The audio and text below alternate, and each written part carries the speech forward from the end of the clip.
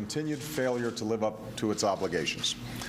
This resolution will put in place the toughest sanctions ever faced by the Iranian government, and it sends an unmistakable message about the international community's commitment to stopping the spread of nuclear weapons. For years, the Iranian government has failed to live up to its obligations under the Nuclear Non-Proliferation Treaty. It has violated its commitments to the International Atomic Energy Agency. It has ignored UN Security Council resolutions. And while Iran's leaders hide behind outlandish rhetoric, their actions have been deeply troubling. Indeed, when I took office just over 16 months ago, Iranian intransigence was well established. Iran had gone from 0 centrifuges spinning to several thousand, and the international community was divided about how to move forward. Yet, this day was not inevitable. We made clear from the beginning of my administration that the United States was prepared to pursue diplomatic solutions to address the concerns over Iranian nuclear programs. I extended the offer of engagement on the basis of mutual interest and mutual respect.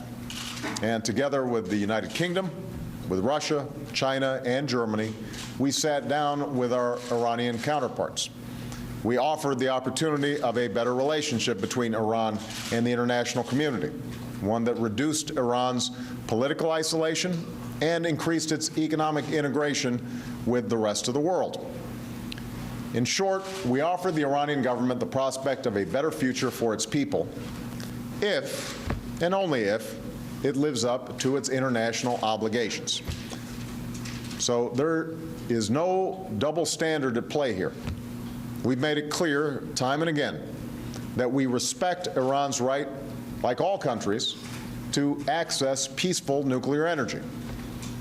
That is a right embedded in the NPT, a treaty that has to serve as the safeguard against a world in which more nations acquire the world's most deadly weapons and international law is treated as an empty promise. That NPT treaty was signed by all the parties involved, and it is a treaty that the United States has sought to strengthen from the day I took office, including through our own commitments to reduce America's nuclear arsenal. So let me repeat, we recognize Iran's rights, but with those rights come responsibilities. And time and again, the Iranian government has failed to meet those responsibilities. Iran concealed a nuclear enrichment facility in Qom that raised serious questions about the nature of its program. Iran further violated its own obligations under UN Security Council resolutions to suspend uranium enrichment. Instead, they're enriching up to 20%. It has failed to comply fully with IAEA's requirements. Indeed, Iran is the only NPT signatory in the world, the only one, that cannot convince the IAEA that its nuclear program is intended for peaceful purposes. That's why the international community was compelled to impose these serious consequences. These are the most comprehensive sanctions that the Iranian government has faced. They will impose restrictions on Iran's nuclear activities, its ballistic missile program, and for the first time, its conventional military. They will put a new framework in place to stop Iranian smuggling and crack down on Iranian banks and financial transactions. They target individuals, entities, and institutions, including those associated with the Revolutionary Guard, that have supported Iran's nuclear program and prospered from illicit activities at the expense of the Iranian people. And we will ensure that these sanctions are vigorously enforced, just as we continue to refine and enforce our own sanctions on Iran alongside our friends and our allies. And the strong resolution that was passed today benefited from strong international support. In voting for it, we were joined by nations from Asia, Africa, Europe, and Latin America, including Russia and China. And these sanctions showed the united view of the international community that a nuclear arms race in the Middle East is in nobody's interests, and that nations must be held accountable for challenging the global non-proliferation regime. The Iranian government must understand that true security will not come through the pursuit of nuclear weapons. True security will come through adherence to international law and the demonstration of its peaceful intent. We know that the Iranian government will not change its behavior overnight, but today's vote demonstrates the growing costs that will come with Iranian intransigence. Now, I want to be clear. These sanctions do not close the door on diplomacy. Iran continues to have the opportunity to take a different and better path. I would like nothing more than to reach the day when the Iranian government fulfills its international obligations.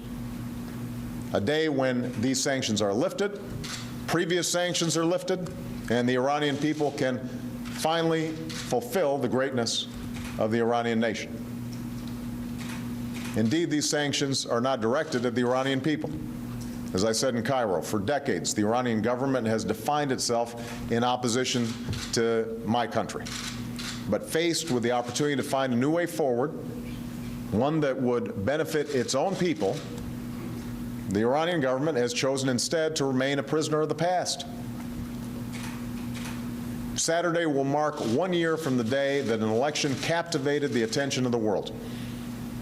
An event that should have been remembered for how the Iranian people participated with remarkable enthusiasm, but will instead be remembered for how the Iranian government brutally suppressed dissent and murdered the innocent, including a young woman left to die in the street.